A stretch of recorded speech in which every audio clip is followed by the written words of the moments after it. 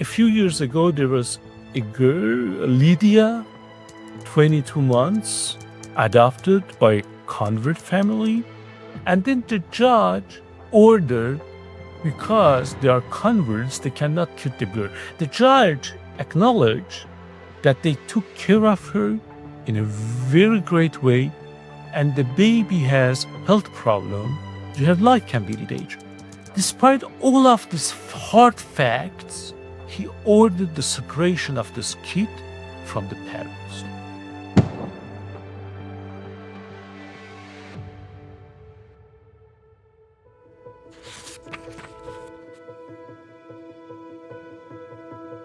It is a real honor to have Fred Petrossian with us today. Fred is a journalist and human rights advocate who has spent years giving voice to those who are often overlooked or silenced. His new book, Why Christian Converts Flee Iran, is a powerful and eye-opening look into what many Iranian Christians go through, facing pressure, arrest, and discrimination, and sometimes having no choice but to leave their country. But this isn't just a book about suffering. It is also a story of courage, faith, and hope. Fred brings together history, personal stories, and careful research to show us why this issue matters and why we should care. Fred, thank you very much for joining us and for shining a light on such an important and timely topic. So, Fred, right at the beginning, when you write your book, you say there is no need for a crystal ball and in order to see what life looks like for many people in Iran. Can you unpack this a little bit for our audience? And what are you trying to get across? And how does that idea frame the rest of your book? First, thanks a lot for inviting me. It's a great honor. First, I should say that for years, several people, many people, and many knowledgeable people, including journalists, human rights activists, people who are engaged with asylum seekers, ask me, Fred, are these Christian converts for real? Or they're just, saying that they changed religion to get refugee status? And I didn't tell them that, please go Google it and you will find out. I just explained that the persecution of Christian converts started at the beginning of the revolution, just 8 days after the victory of Khomeini, where an Anglican pastor, Apostasy, was murdered. Then it's for real, and still it continues at different levels. Concerning the first line of the book, that we don't need a crystal ball, it shows, it reflects the grim future that waits for children who are born into religious minority families. In other words, their future, their path of their future is predictable, of exclusion, of discrimination from the beginning, from the day of their birth, because they are not only a few isolated, persecuted people over there, it's the systematic discrimination that we can even call it religious apartheid, that the system is designed to deprive millions of people of their rights, the basic rights, their human rights, and make them humiliated and deprived of their rights. This book focused on Christian minorities, Christian converts, but at the beginning and in conclusion and the pages, I stated that this discrimination is not only limited to Christian converts. We can consider Baha'is or other religious minorities like Armenians, Jews, Zoroastrians, or even women face discrimination and persecution under the Islamic Republic. So it seems to me, even Armenian, Assyrian, those who are Christian, ethnic minorities as well, and born into an Orthodox churches, they face persecution, but specifically those who are Muslim converts, their lives are very different as well because their persecution seems to me a lot more severe. But what I'm catching from what you just mentioned, even their children born into a Christian family of former Muslims, doesn't mean that they're going to be considered as a full citizen. They're going to be deprived of their rights. The exclusion is part of their experience in lives, and they're going to have almost not even if not more, but the same as their parents, the persecution that they went through. This is a very great point. First, I should say, according to Iranian constitution, there are only three recognized minorities, religious minorities: Zoroastrians, Jews, and Christian, which in reality are ethnic Christians, Armenian, and Assyrians. They face, as you said, discrimination, and many of them suffered from being second-rated citizen, and many of them left country. It's one thing. Second thing, they are non-recognized minorities, which means Iranian government, Iranian state doesn't consider them as citizens like Christian converts. In other words, they are just ghosts for Iranian state. They have no rights because even they don't exist in the data. They're just there to be persecuted or imprisoned, just a couple of words sometimes here and there. Is one point. I think religious Christian converts defy the Islamic Republic. The Islamic Republic from day one said that it exports the revolution, it's leading Islamic world, and they invested enormous amount of money inside and outside of country for the Islamic propaganda.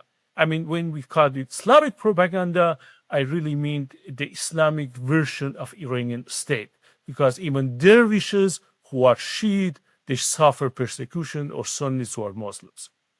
Back to Christian converts. Christian converts, they defy it, and it's a very courageous act in a country, in a system that call it the pioneer and the leading force of Islamic world. They changed their religion, and they are ready to go to prison for that.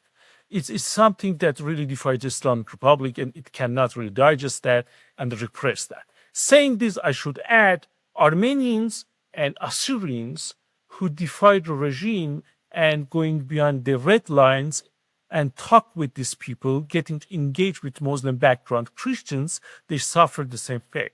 As we know, Bishop Haikosepian or another leading Armenian figure, Mikhailian, were murdered by the regime, and many other Armenians and Assyrians got persecuted because they just say no. We believe in freedom of religion. We believe that we should share the gospel, and so on. They face the same fate. Having lived in both worlds, I'm from Armenian ethnicity, and then joining a church who were majority Muslim Muslim background believers, I've seen, I've felt, and I've experienced both sides of the persecution.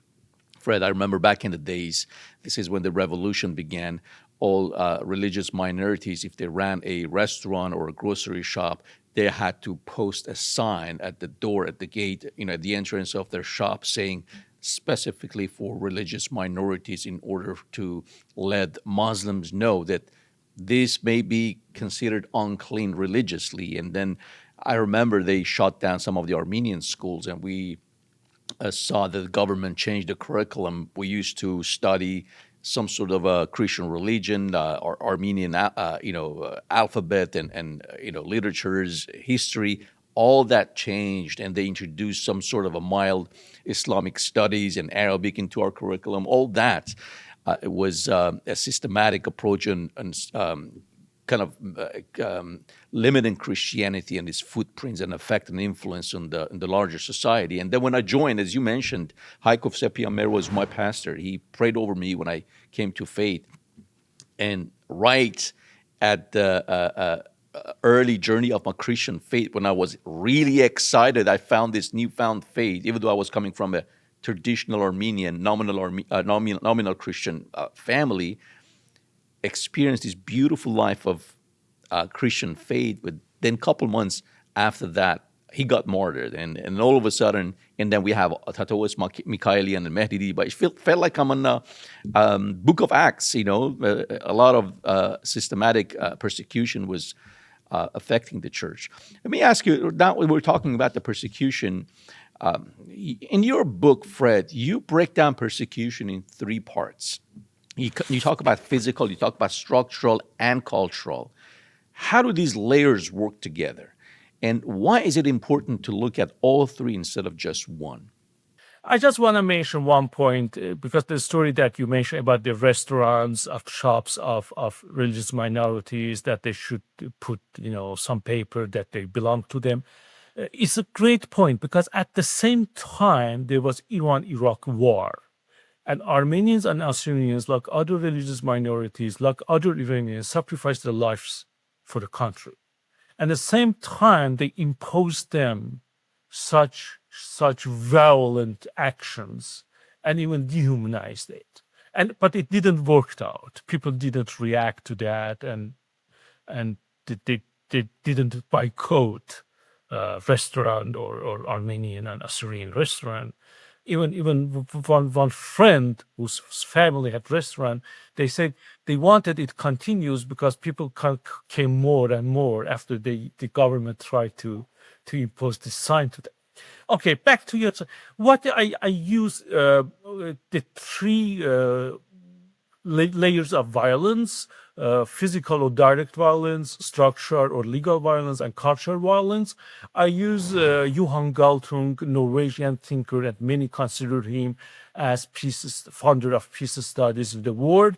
That we have the physical violence, which is the most visible one. Murders, as we mentioned, that confiscation of Christian properties like hospitals and the school for the blind that happened and at the beginning of revolution and continues until today.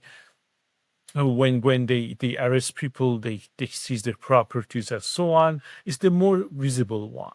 And then it's the structural one or legal one. There are laws that deprive you from your rights. For example, there are laws in Iran that army or many ministries directly or indirectly don't hire people who belong to religious minorities. And such violence was so brutal that some MPs who belong to Assyrian and Armenian minorities into parliament, who usually support Iranian government, is the reason why they are there. They said this discrimination make these minorities leave country. I mean, there's so much. But when it comes to Christian converts, it becomes much worse because they weaponize the laws to repress these people. And one of the most important one is apostasy. This accusation that can lead you to death, as it happened to Hossein Sudmand, the pastor of Assemblies of God, who was murdered in 1990, executed in Mashhad. And when under the pressure of international, community and so on, this apostasy didn't get codified into Islamic law, but still, according to Iranian system, judges can refer to the interpretation of Sharia. It means the threat exists and persists. Is one point of structural violence. And third one, that the less visible one, is cultural one. In different cultural activities, from religious discourse, that there are a Q&A with Islamic ayatollahs in media, that which religious minority at which situational condition is impure or najis, and that this cleric should say, I as Christian or X as a Jew or other one as a Zoroastrian is impure or not, is wrapped into a kind of religious talk or discourse. And we find it the same thing in education system, that Christian converts children should follow Islamic or Quranic teaching on one side, and other side, the content of this schools and education system is just promoting one religion, and state religion and state interpretation of the Shiism, against other religions. They got humiliated from the beginning, and they don't dare to protest against that. And then we have the media and even movies and even in urbanism. Sometimes that is they erase the signs of Christianity. For example, there are churches that they let got destructed, or they don't have Christian converts have even a cemetery to bury their dead. I mean, for example, there was a Christian convert, Ebrahim Firoozi, who spent more than 7 years in jail and in exile. And when he passed away, he was buried in Islamic cemetery. It means there is no sign of Christian converts that they tolerate as church or as cemetery or as a school or any money. Now, how these three different layers enforce each other. I mean, when you talk about that this person is impure or najas, as they call it, it helps the interrogators to put more pressure on it. There are a lot of testimonies from jailed Christian converts that the interrogators said that you are impure and you are nobody. We can do whatever we want with you. And it's very easy thing to seize the properties of impure people because they're less human than us. And they do that. And it continues even in the movies and films and in education system. They just praise, one religion and one interpretation of religion that they want. The bad thing is why the many people don't believe anymore in propaganda of regime, but on other side, the monopoly of propaganda of media were in the hands of the regime, and the Christian converts, for example, they didn't have their voice to be heard. And many people think that it's normal. Even they told me once, just what you expect, Fred. They do it to Muslims, and then, of course, they are going to do that to other people. It's kind of hierarchy that they created into this subconscious of people. It's why it's important to talk about these things very openly and directly and with examples. Fred said it so well. You don't need to be there to see what life is like for many believers in Iran. The path is sadly predictable. Exclusion, intimidation, and constant pressure to hide who you really are. This shows up in three painful ways: physical crackdowns, laws that strip away basic rights, and a culture that labels converts as impure or even invisible. Families lose their livelihoods, children get pushed aside at school, and even saying goodbye to loved ones at funerals can become very challenging. And yet, amazing people like Ebrahim Firoozi choose faith over fear, and their courage is changing lives all around them. At Heart for Iran, we're honored to walk alongside these brave souls with scripture that speaks to their hearts, safe communities where they can be themselves, and advocacy when their voices are silenced, practical support so no one stands alone. Would you join us in prayer? Learn their stories and share them with others. And if you feel led, partner with us at heartforiran.com. Your support helps protect these believers and nurtures a resilient church right inside Iran. Thank you from the bottom of our hearts for standing with these incredible people.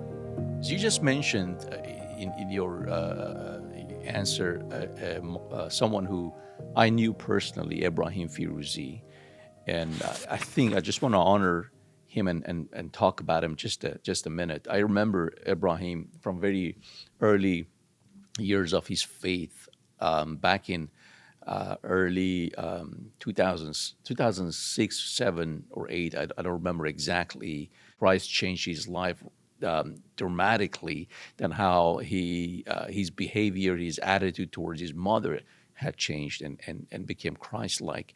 And then when he was in jail, I remember a friend of he's called me and asked me to get in touch with him. He was asking me to talk to him and interview and share his faith and the persecution he's enduring for Christ with the larger audience, which we thought was not to his benefit at that moment.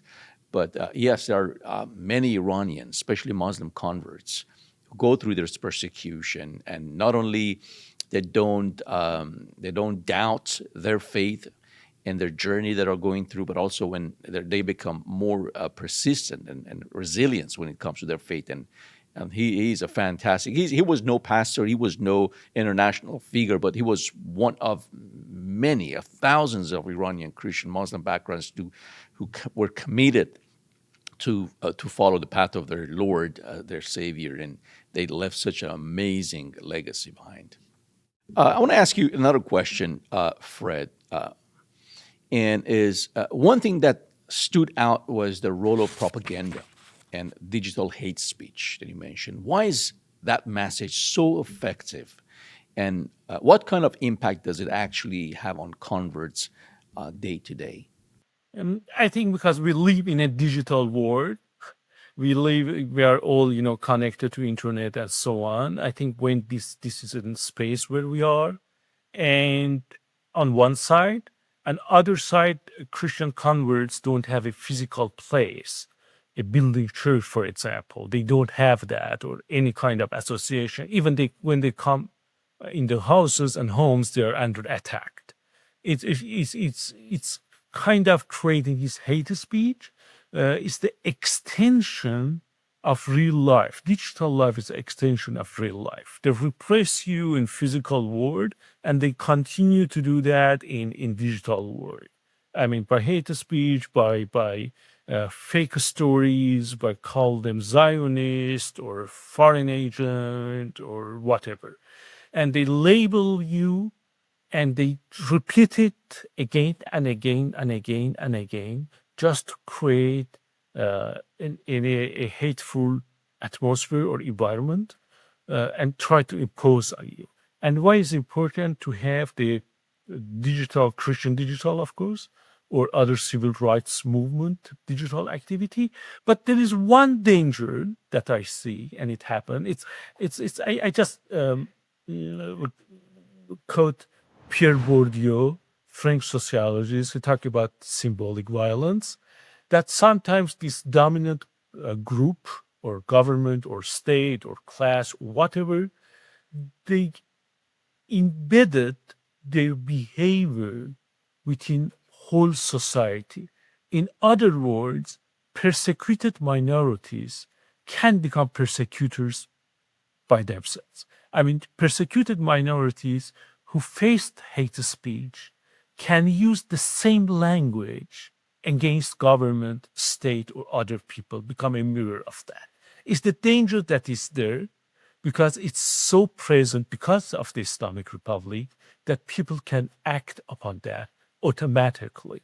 And why is, Christian TVs or Christian internet programs are so important, discuss about it and neutralize it and show, of course, the positive side of Christian identity and Christian of accomplishments, which have been so great in the Iranian society from the beginning of the law.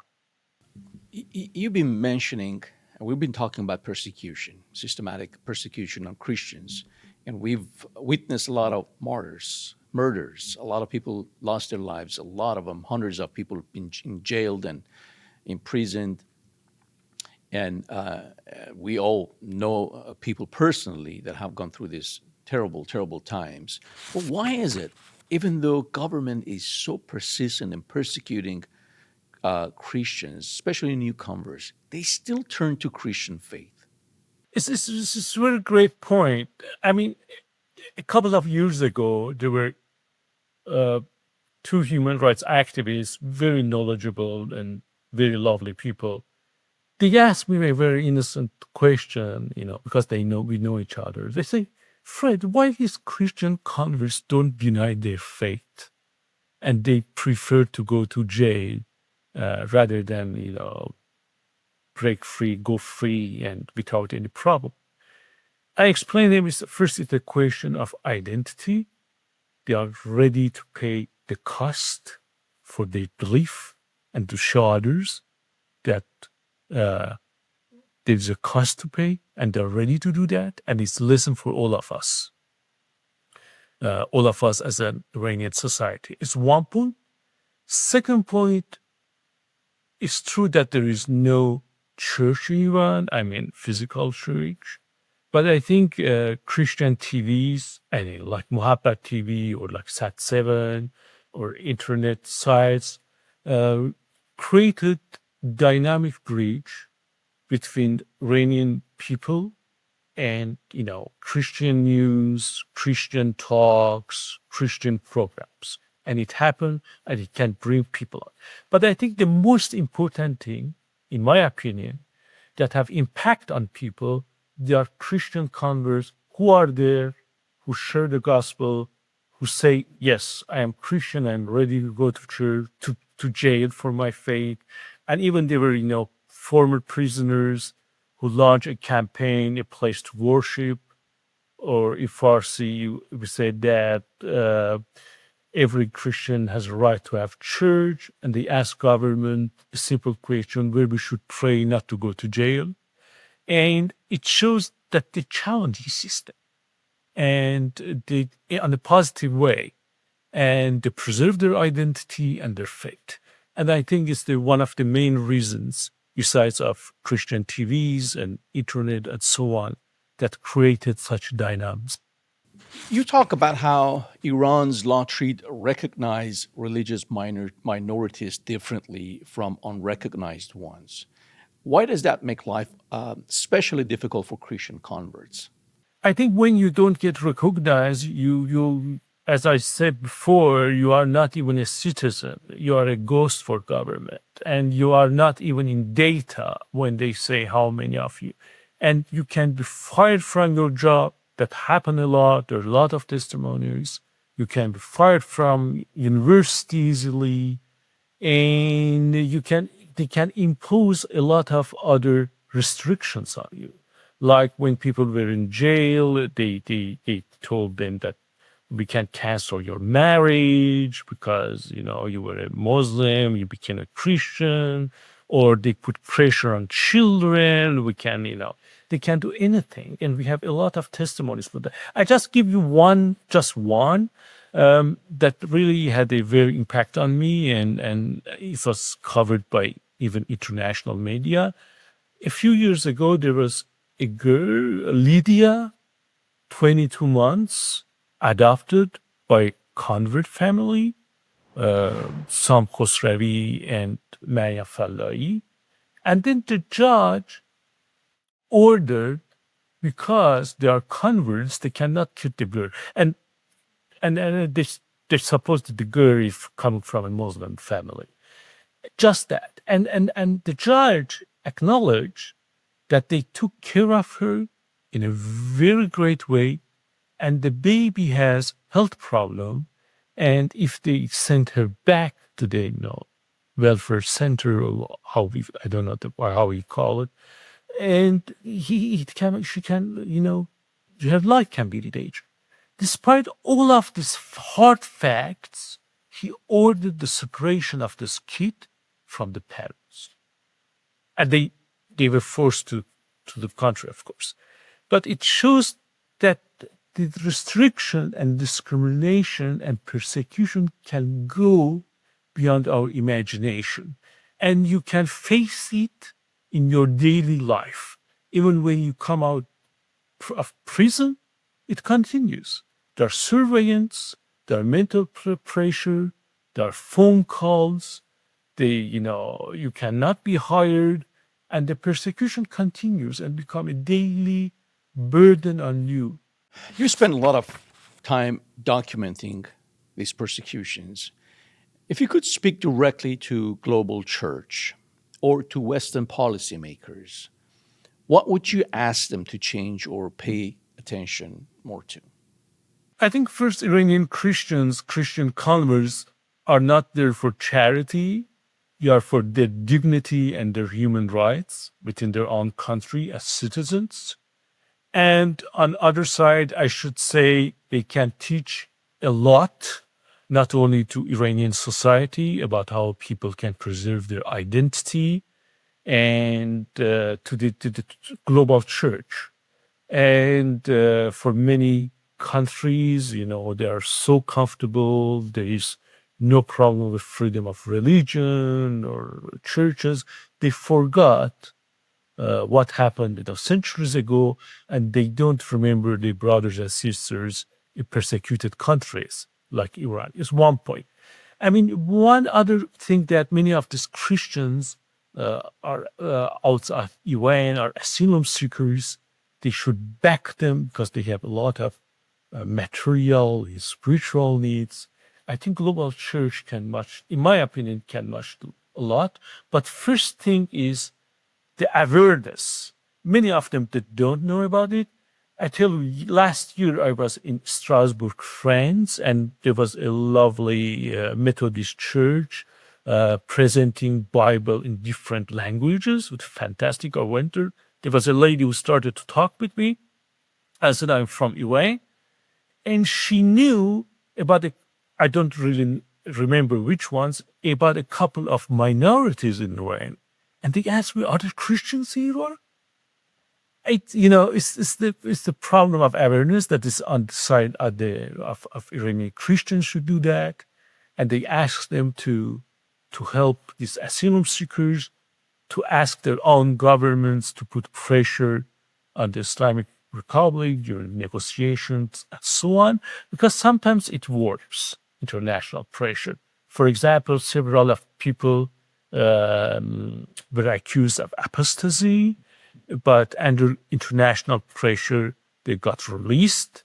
Even a former judge a few years ago said in a round table that because of international pressure, apostasy didn't get codified officially within Islamic penal law. And it shows that sometimes it works. But we should do our best, then not to wait to see what happens.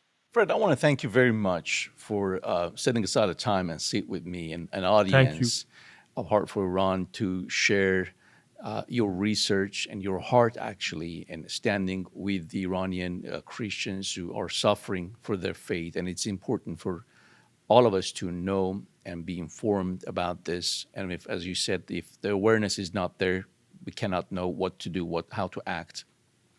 And I really thank you very much for what you do, for your ministry, for your advocacy. And I hope you come back again. I want to have you on the podcast and talk more. This is something that needs to continue. This is something that continues to happen in Iran, and more of this needs to be released and let the audience know how to support. Thank you very much.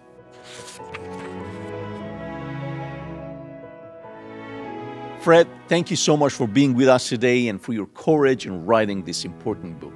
Why Christian Converts Flee Iran is more than a report, it is witness. It reminds us that behind every statistic is a family, it's a face, and a story of faith under fire. To our listeners, if this conversation moved you, we encourage you to read Fred's book, share this episode, and most importantly, stay connected to what's happening in Iran. You can learn more and get involved by visiting heartforiran.org. Let's not look away.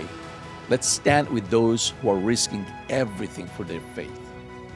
Until next time, stay aware, stay hopeful, and keep the conversation going.